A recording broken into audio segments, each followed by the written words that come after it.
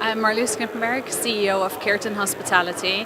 We are a mixed-use operator, and we say a new eye on hospitality, i.e. we're looking at projects in a very different way. We mix branded residence and service apartments, hotels, F&B, and serviced office. I used to be with the big corporates and gone into private equity and different investor for this journey.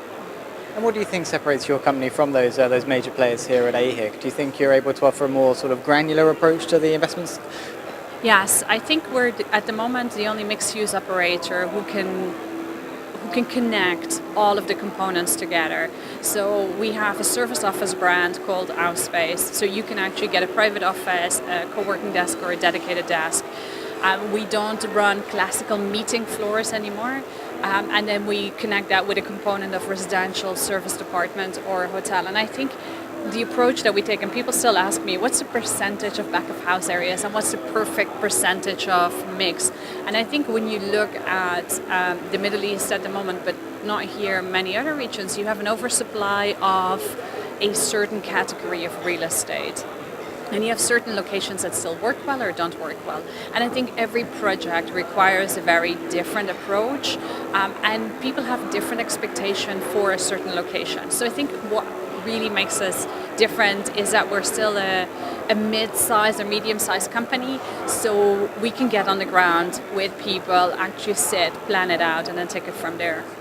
And which markets do excite you? You talk to anybody about Dubai, you hear a lot of conflicting opinions on that. Saudi Arabia, a lot of money going in there. Where do you see the real growth coming from in the next 12, 18 months? Well, Saudi, everybody's talking about Saudi. I think we had a great opportunity 2.5 years ago to sign our project there. So we're opening a brand new project in Saudi in September. And then we're launching 2 of our co-working / serviced office locations at the same time.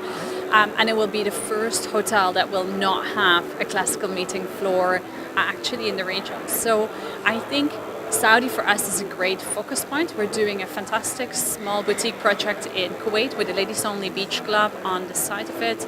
And then Egypt, even though currencies are going up and down, we've 2,500 keys in the pipeline for Egypt. I think one of the conversations I've had for many times, and you must have heard this, Dubai is the business card, and without Dubai, you cannot stand in this region. I think the look on Dubai has changed a bit. But I do have to say that yes, the big real estate and the big projects, it wasn't for us and it's not for us, not in that market. But there's still not so much lifestyle. There's still very few real mixed-use projects where it's not just people building something together and it's a piece of real estate that's called mixed use, but there's nothing mixed use about. There's very few projects that have an ecosystem. There's still very little connect between the people coming for travel and the local audience.